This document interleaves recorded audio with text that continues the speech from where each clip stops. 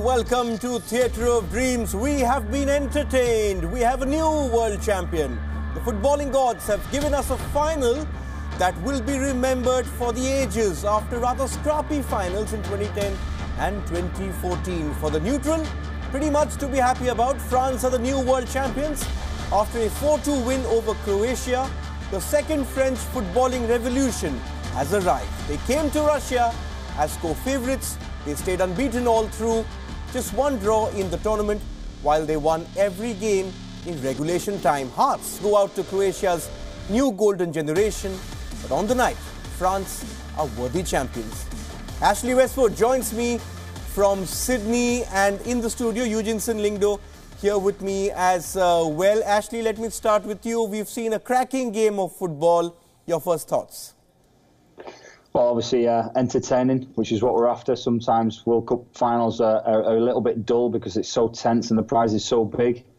But 6 goals, we can't complain, an own goal. And then obviously counteracts the own goal by scoring another goal. Goalkeeper mistakes, VARs, you know, everything but a sending off, I think. So a bit of everything and a good end to a fantastic World Cup campaign. Yes, all that you mentioned, and there was no headbutt as well. But Eugene, you know, just we kept wondering, you know, after that Argentina game, will we see this French team again? And they continued to disappoint us. They kept getting the wins, but what a time to turn up. They turned up in style in the final. I think it all panned out for them. I mean, obviously after an own goal and a penalty, then obviously things fell into their hands, into their game plan. But a disappointing thing for Croatia to concede a penalty in a kind of situation, so it's just a bit disheartened. Ashley Westwood, they came into the final with the tag of favourites. It's very difficult. If you are a favourite, you have to be on your guard. They were also the second youngest team at this World Cup, but you cannot dispute the fact that they are worthy champions. Yeah, they certainly are. I mean, I still get the feeling that they can have an extra gear. You know, we've seen them do another efficient performance tonight, obviously helped by an early goal, always settles the nerves. 18 minutes when Mandzukic unfortunately puts the ball into his own net. But, you know, you look right across the side, the French side, obviously Mbappe was in blistering form with a fantastic goal. But everybody just does their jobs. You know, they're so compact. And if you talk like Mbappe on the right-hand side, Matuidi on the left, and I was looking, you know, quite close at their defensive positions. They were really coming deep, you know, almost playing at fullbacks at the time. They've got the back four, France, and then Mbappe comes deep on the right-hand side, Matuidi on the left. And they just have such a compactness about them. Obviously, Kante and Pogba in front, and everybody makes it so hard to score against. Yes, they conceded 2 goals. One was a deflection, but this was a cup final. I think they've just done the job professionally, efficiently, and for me, it was never in doubt. It was never in doubt for him. There was a period when you were wondering if Croatia could claw their way back, especially at 2-1. But just talking about the French pace today, you know, to do it in a final is something which stands out just because of the finals we've had over the last couple of World Cups. It's just the quality that they have in them, you know. I mean, they have players who you can depend on and you can rely. And, you know, on a final like this, and they stepped up. You can say Mbappe had a shot on goal, and same way as Pogba. So it's just that the quality that they have that actually been efficient. And actually contentious calls as well. Eugene thinks that, you know, one of them played their part in France rolling through as well. What did you make of that shout, the VAR shout? Yeah, well, to be honest, it's a FIFA nightmare. You know, the FIFA would not have wanted a VAR decision to be called upon in the final. You know, they wanted this World Cup to be about players. They wanted it to be about the great players, the great sides, and they wanted VAR to be there if called upon. But they didn't want it to make such a big decision. And for me, it was a 50-50 one. Those 50-50 decisions, I'm not sure you should favour the attacking side. But as soon as it was called for, I think everybody had the feeling that they're going to give it. They have to give it because it's touched his hand. Whether it was intentional, we probably don't think it was. The hand, was it in an unnatural position? Probably not. You know, that someone has just ducked just in front of him, and it's hard to get his hand out of the way.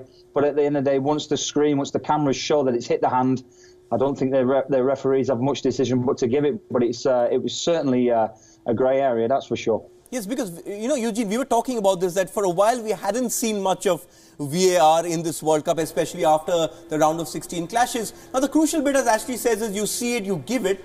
But the crucial bit is this. He's going to kick the ball, Perisic. The ball comes from behind the attacker, and his hand is already going down. I mean, you saw a similar one given with PK, but his hand was up in the air. This time the hand was going down. No, I mean, he was completely just behind the striker at the moment, and I mean, you wouldn't have expected, he would have expected the player to head the ball, but he missed it and just hits his hand. So according to me, I feel like it's the ball hitting the hand in a very close proximity. So it was hard that they were, given the penalty, and it's just, I mean, that actually had momentum on the game. As Croatia were building up, and then they got that goal, and then it cooled down the game, and then from then on, fans were just like cruising in, Ashley, do you agree with Eugene? Was that the turning point in the game for you? That goal?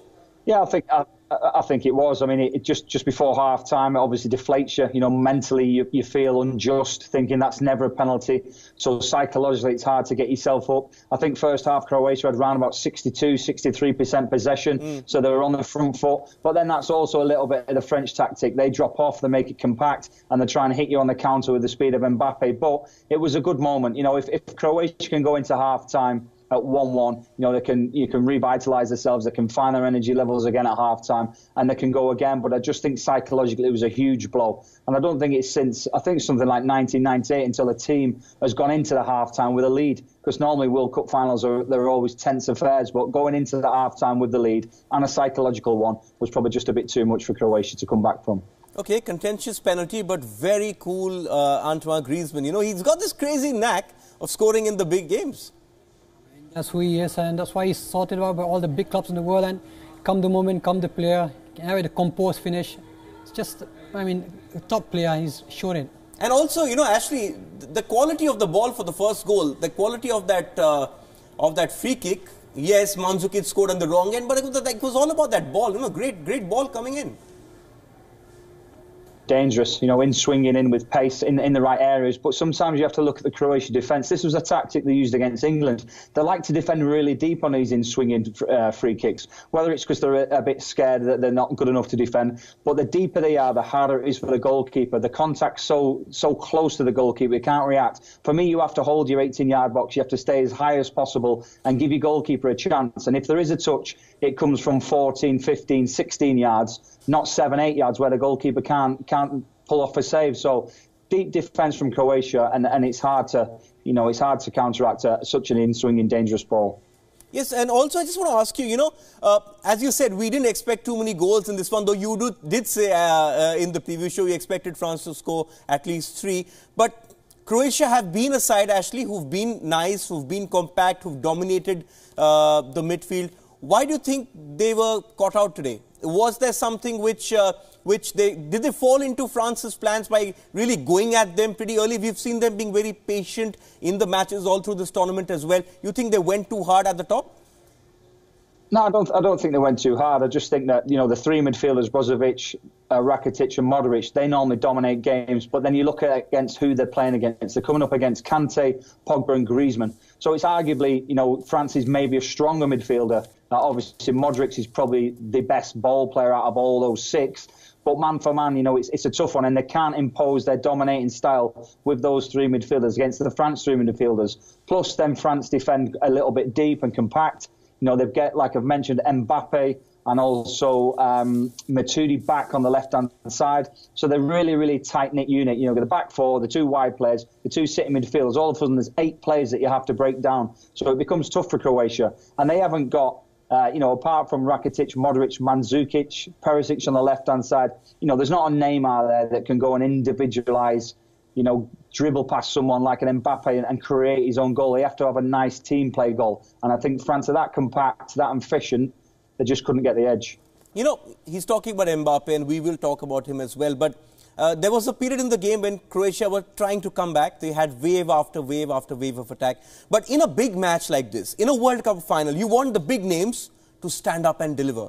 And real quality from Paul Pogba. He's had a quiet World Cup by his standards. He's been largely in that midfield role with N'Golo Kante, mopping things up. Don't see him too much at once. The one goal he had was ruled out for an own goal as well. But for him, at that decisive moment in the match, to score that goal after his first attempt was blocked, to find the vision to get that kind of a strike on, says why United paid so much money for him. No doubt he is a great player. He's got a great ability, and he's just shown his maturity in this World Cup. I mean, unlike when he was in Man U, he's more of a carefree player. But yeah, he looks more organized, more mature in the way he plays. He doesn't run, you know, like with the ball. He doesn't do stupid stuff. But now he's more of a team player where he gets the ball, he moves, he helps in attack, he helps in defense. So actually we see a more mature player where his experience is actually coming into play. So it's just helps when you have a player like that performing in your team.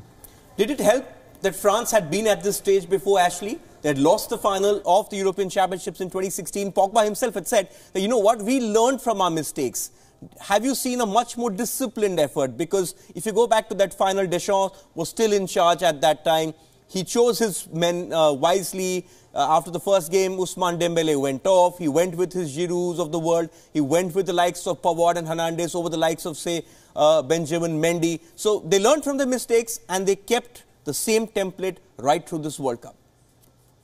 Yeah, I think they did, and I think it was a psychological one they talk about. They beat Germany in the run-up to that Euros final against Portugal, and 6 of the players that played tonight was actually playing in that final, and they said to themselves, they've admitted it, Pogba's admitted it in the press, we got carried away, we thought we'd already won it. And you see after their third goal, I think it was Deschamps, and the message was calm down, relax. And he's basically saying we haven't won anything yet because he knows those previous scars are there, and that's something they've definitely learned off. I think it was 9 players in this squad, was in the previous squad, and like I said, 6 played in that final. So they know not to get carried away now, they know to see the job through, they know to make sure you stay grounded and you don't get too emotional. Obviously, when you win it, now you'll see the emotion. Yes, and when they won it, we saw those lovely scenes. But I think all 3 of us in the future can tell our kids that we saw and covered this World Cup in a sense, where we saw the emergence of Kylian Mbappe. You know, we spoke about him, but give that boy one shot, he takes it. You know, he had his chances from the flanks where he's usually brilliant. This time, center of the pitch, just outside the goal, got his chance, took it. I mean, you have to go back to the likes of Pelé in 1958. We have seen the emergence of Mbappe in this World Cup, and those transfer fees, already it was spoken about as 160 million, is really going to go through the roof. Everybody now wants Mbappe. Yeah, it's just shown that his capability, he's a player, I mean, he's got the talent, he's got the pace, he's got everything, and he's just shown that how clinical he is. He's got an opportunity, 2 shots, 3 shots, he makes count of them. So, I mean, and it just shows that he's 19 years old, and it just shows that how much as a player he has developed and how great he's going to become, and he's got many years ahead of him. So you can just expect the unexpected from him now. Yes, Griezmann scores, Pogba scores, Mbappe scores. Isn't this what you wanted if you were a French fan? But a thought on Croatia as well, Ashley. Beaten, yes, not disgraced, and you really got to admire the likes of Mandzukic, who never gave up. You know, he forced Hugo Lloris into that era. I almost said Loris Karius, because you know where I'm coming from. But to do that to a keeper who hasn't conceded that much in a World Cup shows that they still believed. You know, they'd gone down 4-1, but they still believed, they kept at it. And this remarkable team ethic is something which we will remember Croatia for this final. Yeah, without a doubt, they've showed huge characteristics, and that's the reason they've got to the final. Obviously, I don't think there's been a team ever get to the final that's been behind in all the knockout stages. You know, they were 1-0 down in every knockout game they played, but they came back because they had that fighting spirit, that never day sigh attitude, and that's the reason. Obviously, Mandzukic gets his goal tonight. You can say it was a poor touch by Lloris. He touched the ball in the middle of his body, which basically encouraged the mistake, and then he tried to skip round him. But, you know, chasing lost causes, sometimes you get rewards, and that's what happened. You know, they've had rewards against England. They didn't quite get it tonight, but like you say, they've not disgraced themselves. They've finished 2nd in the world. They're the lowest ranked team ever to get to a final, and they've got huge pride and respect of the whole footballing world, because they've done something for such a small nation. To get to the final has been fantastic for them. Yes, and this is something they need to build on. You know, it was 20 years previously when the golden generation of Croatia first we saw them. It's been 20 years, and I think the best part about this match for Croatia, for me, was they went behind, but then Perisic. You know, we actually took a brave call. You too took a brave call, Eugene. You put him in your dream team of this tournament, and sensational strike. That just showed what Croatia were all about. They were never going to throw in the towel. They kept fighting till the end. It's just belief, you see, believe, and believe in them to fight. Actually, a game is never lost until it's finished. So I mean, they just gave their all, but in the end, you know, they fell short. But unfortunately, I'm kind of sorry for them. But it's how it goes, you know. But looking back at this campaign for them, you know, as you were saying, Ashley, small country, no one expected them. Football is an identity for them. You know, for me, growing up, Croatia was all about Goran Ivanisevic, and then you had the football team of 1998. This is really, really going to inspire a lot of people back in Croatia. We've already seen Belgium return to a hero's welcome, even though they came third. But imagine coming second in a World Cup, losing to mighty France, they of great footballing pedigree. This is something that has to be celebrated. I know those players will be disappointed at the moment, but ultimately when it all sinks in, it's been a great run. Yeah, without a doubt. I mean, they've always mentioned that they've lived in the shadow behind the 98 side because they obviously got so far, but now they've finished higher than anybody else. You know, they'll go down in history as the greatest ever Croatian side. And now that should spur people on. I mean, it has such a knock-on effect throughout the country. You'll see younger kids starting to play football now. All the interest will be back there. They haven't struggled anyway with the footballing culture, but this will just enhance it even more. And it'll get everybody behind Croatia. And we look forward to the next games. I think, just off the top of my head, I think they might play England, actually, in October in the League of Nations. So that'll be an interesting one. All of a sudden now, eyes are on Croatia. And, you know, huge times for them in the future. Yes, and also, you know... talking about France now, you know, we saw Didier Deschamps at the end, and in this entire euphoria, you forget that he's created a bit of history for himself as well. He's just the third player now to win the World Cup as player and coach, but along with the great Kaiser, Franz Beckenbauer, the only second man to lift the World Cup as captain and now to mastermind it as coach. I mean, what a great feat. You feel happy. I mean, you've seen how consistent the team has been and how he has actually brought France, the way they played, they've been very efficient. It's just because of the coach's game plan, the coach's tactical approach to the game, and they've actually done really good job. He's actually done it, and he's actually imposed a France. And you could see the influence he's got in Pogba, because being a midfielder, you would have got, you know, so how Pogba's been doing stuff. So I mean, he's got he's got a great, Pogba has learned a lot from him, so it's evident. He's learned to temper his enthusiasm. Perhaps that's the right word.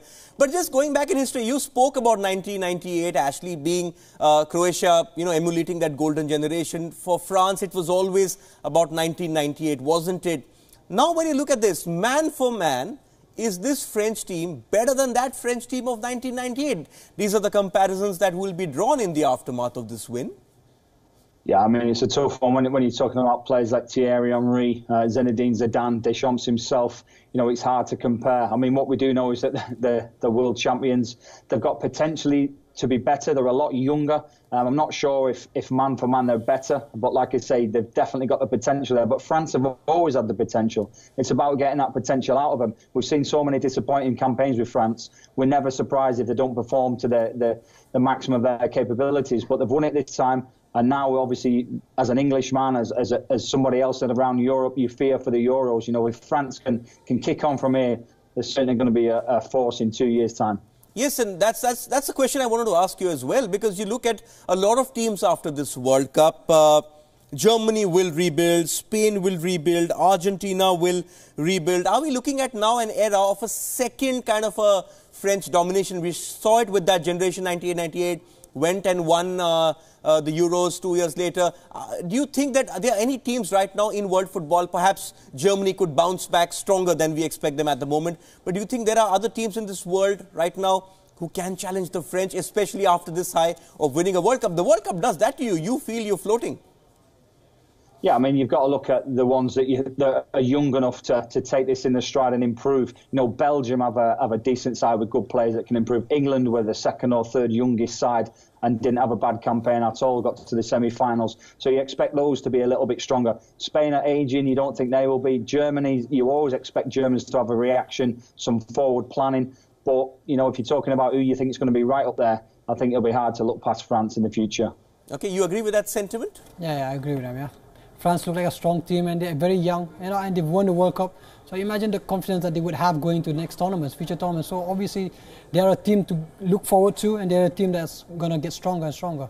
Thankfully, you said the next tournament, not the next World Cup, because we know what happens with the curse of the champions. But Eugene, just look back on this World Cup. You know, we started on this journey about a month back, you know, 14th at the Luzhniki, Russia, Saudi Arabia. We got a 5-0 start there. Ashley and I were jumping up and down, wondering what's going on.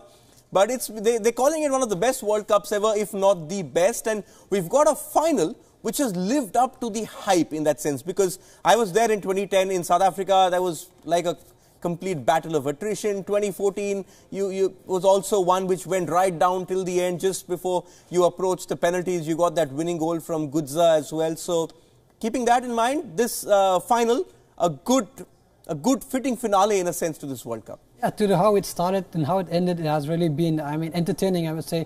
For a neutral's point of view, they will love this World Cup because it had goals, it had upsets, it had everything. So it was more of a historical tournament that everyone would remember for all the ups and downs of teams.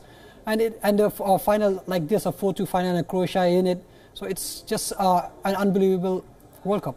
One more thing for Croatia to celebrate, Ashley. Luka Modric winning the golden ball, and clearly well deserved. You know, this is something they will draw a lot of heart from, because he's someone who isn't perhaps well received back in Croatia, but this now puts him firmly on track to be crowned the best player in the world, and you know, finally end that domination of Messi and Ronaldo. Yeah, he's been a magnificent player. You know, to play the minutes he's played, you know, playing all the matches, I suppose, nearly every minute. Obviously being involved in goals as well, being so dominant in their possession-based football. And, you know, this is a man that's been at Real Madrid for 6 or 7 years. You know, he's played at the top level, Champions League finals. I think he's had something like 10 finals in the last 4 or 5 years or something like that. So he's been at the top of his game, but kind of not getting the accolades that he deserves, because you've got your Ronaldos, you've got your flair players, obviously your Neymars, your Messis, you know, people like that. Sometimes takes the light off him, but it's just showed you that a top footballer, you know, has rightly won the award, and that's basically not because he's got blistering pace, not because he dribbles past 5 players, because he's just such a well-rounded, you know, top ability footballer. Yes, absolutely sensational footballer. Sadly, didn't end up on the winning side in this World Cup final. Okay, almost out of time on this broadcast, but before we go, here's a quick look at our final 3 winners of the Theatre of Dreams Predict and Win contest. Now, through the knockout stages of this World Cup, we've asked you, the viewer, to correctly predict the winner of each match. Calling a final is never easy, but many of you have got it right and picked France. And the 3 lucky winners of a brand new Kindle are Shiva, Arahu, Nashi, Saket and Harshavardhan Sharma. Many congratulations to the 3 of you, in fact, to all of you who have picked up prizes over the last 2 weeks.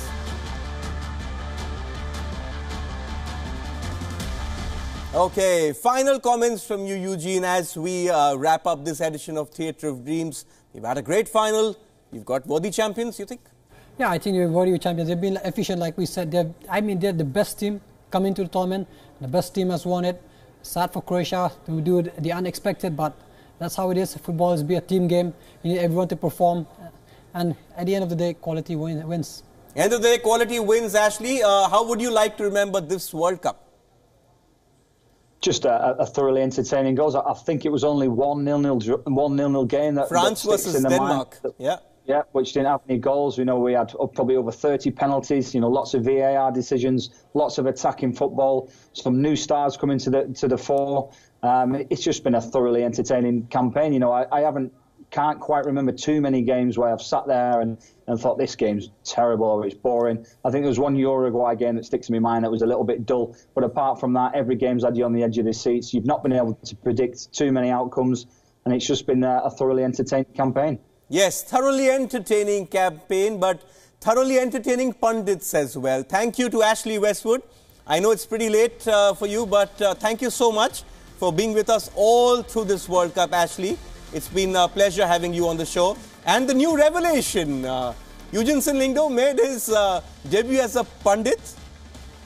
You're a great player yourself for India, but the promising career ahead for you, Eugene, when you hang up your boots. Thank you as well for being here on WION. So a month of superlative action, a month of spectacles from the greatest spectacle there is in sport comes to an end. 64 matches, 169 goals, a gazillion thriller-minute moments, and a new world champion.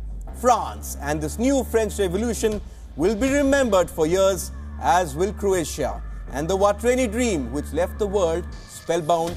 Les Bleus are champions of world football again. Thank you for watching Theatre of Dreams.